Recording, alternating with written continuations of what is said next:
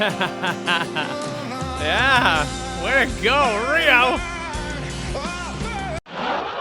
Hello and welcome back to the channel. I'm your host and Antonio Banderas of The Bridge, Ken Levine. I'm a singer and vocal coach here on YouTube, and today we are looking at Pearl Jam, Nothingman, live in Rio in 2013. But before we do that, I'd just like to remind you all to please remember to hit that subscribe button and the notification bell so you don't miss out on any of the great stuff that we produce here every week on the channel.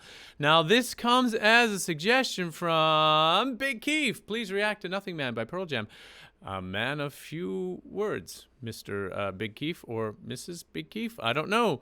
But what I do know is that Pearl Jam is a band that has been around for a very long time and produced a number of hits. So we're going to dive into one of their songs right now. 3, 2, 1.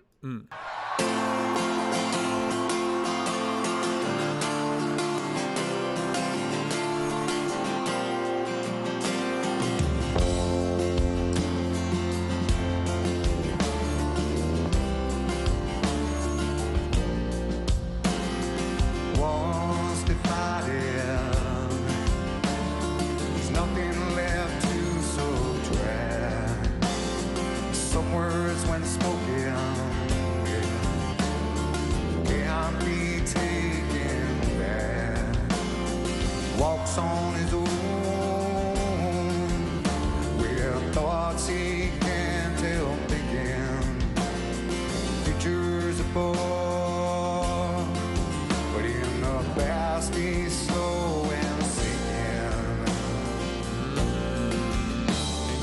Brought a boat to light. I just want to comment a little bit about Eddie Vedder, his vocals, and his nice rolling baritone that always seems to be just perfectly in the pocket for whatever it is that he's singing. I would like to sort of draw a little bit of attention, something that I've talked to many of my coaching clients when they're trying to think about or conceptualize how to sing a little bit lower in their range, especially if they're a tenor. Usually you're going down to an A flat, or G in the C below middle C, if you're thinking in the keyboard sense.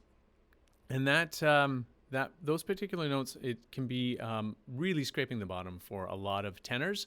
And you really need to be able to conceptualize the notes being on the same level as notes that would be much higher.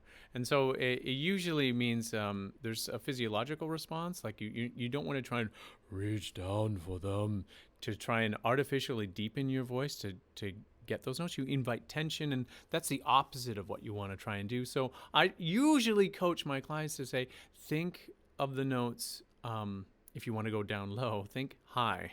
And that sometimes just is that mental trick that can solve the problem of trying to reach for low notes. You don't want to ever be doing that. You want them to just sort of sink down naturally. And Eddie Vedder's a really great person to point to and just say, it sounds low. It's low in his range, but it doesn't feel low. It feels consistent with the rest of his range. The day he let it go.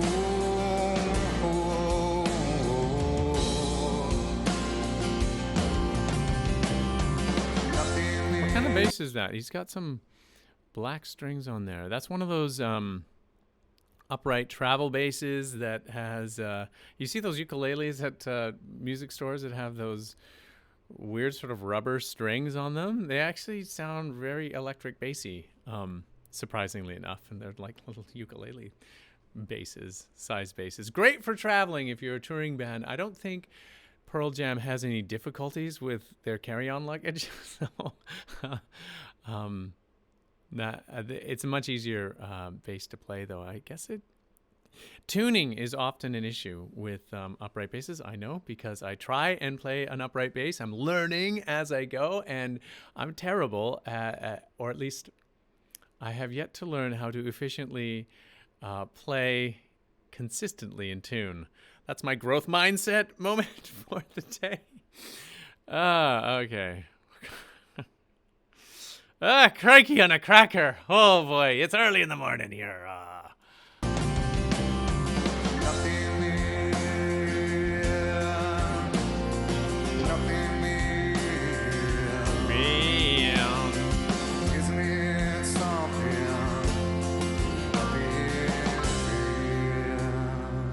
just want to point out, see how carefully he's looking at that bass. He's like, tune, keep it in tune, keep it in tune. Very, very important. Very sensitively pizzicato there. Also, too, I want to note Eddie Vedder as he does his vowel modification, which is typical for him whenever he's singing something. Likes to modify the vowels a little bit more than what you would normally do. Man. Obviously, he's Nothingman, but he doesn't want to have that open vowel there.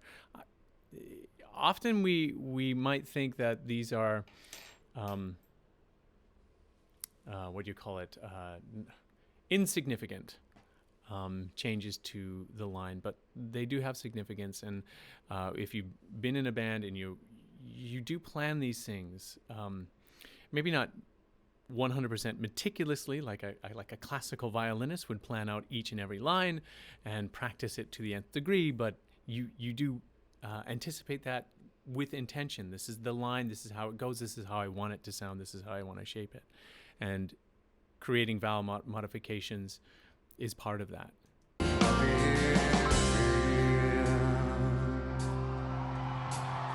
She wants to lead in every story there to tell. One day she stepped in and took the other side. Empty stairs from each corner of our shared prison cell. One just escapes and one's left inside the well. And he who forgets. I just want to say this is a really nice vocal performance from Eddie Vedder. I know as voices age, they sometimes struggle a little bit to especially get up to those higher notes. I don't know this song intimately in terms of the lyrics. And he really is leveraging that that higher part of his voice and really doing a fabulous job up there. Obviously he's got a lower baritone than my voice, so getting up to those higher notes can be a little bit more of a challenge. But not for him. Not for him. It sounds great. And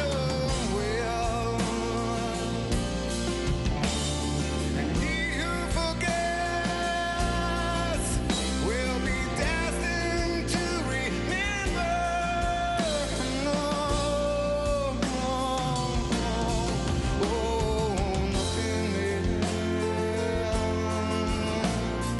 nothing isn't it something but beyond me?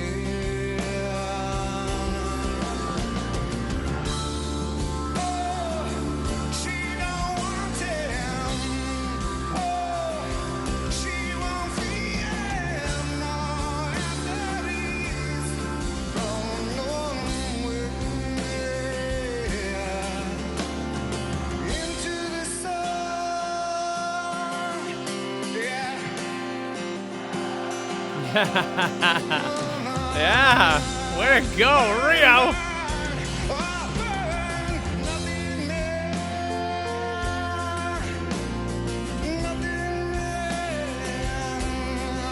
I just want to point out, like, obviously this song has its struggles for Eddie Vedder as he's, trying to navigate that tessitura and sing it cleanly.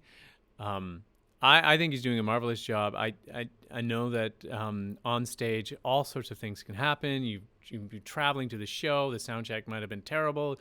You're trying to struggle through the set, and you get vocally tired because you've been on the road for like God knows how long. I applaud musicians who muscle through, gut up and say, okay, I'm gonna try and make this as close to the recorded version as I possibly can in these moments. And so, great. Yeah, good job. This is a heartbreaking song. This is just so a song of rejection. And it's such a human thing to go through in a relationship between a couple where you just feel like, look, um, whatever we had is completely evaporated, and now we don't have anything. And so why are we here? And that sort of elephant in the room gets bigger and bigger, and you can't confront it. And it seems like there's no reason to even have a conversation about it. This is there's such beautiful fragility in a song like this. The way he just lays it out on a line, all, in the major mode. Yep, this is how it is for a lot of people in the world, and it sucks. And you feel like a nothing, if you've ever gone through that. It doesn't matter if you're a guy or a girl. It sucks. Yeah, so there it is. Getting the feels here early in the morning. Isn't it something? Nothing man. Oh, nothing man. Nothing man. Could have been something. Nothing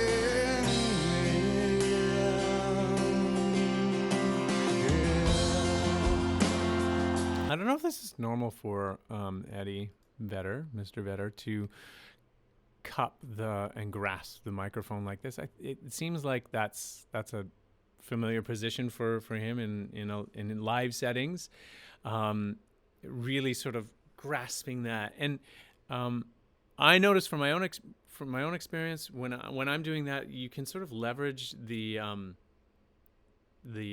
microphone stand to sort of, maybe if you're getting tired, to give yourself a little bit, your rib cage and lungs a little bit more room, and get a little bit more support to go up to some of those high notes. That's not really what you want to be doing. I think it's sort of more of a desperation move. Ultimately, you want to be, parked on the center stage, really allowing that the gravity of what it is that you're doing, sending your energy right down, and feeling really grounded, and being able to just produce those notes. But he's also doing some interesting things, with the microphone, as he's using the proximity effect to try and create different nuances and different overtones in his tone. You can see it here. Let's see if we can back it up a bit. I'm not sure if he's doing it here or not. We'll just try and see. You see that? Right there, right there. could have been something. Nothing.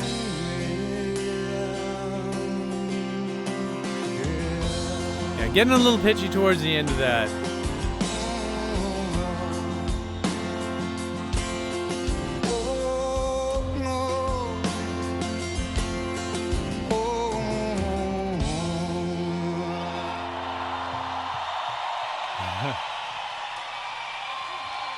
Yeah, there it is.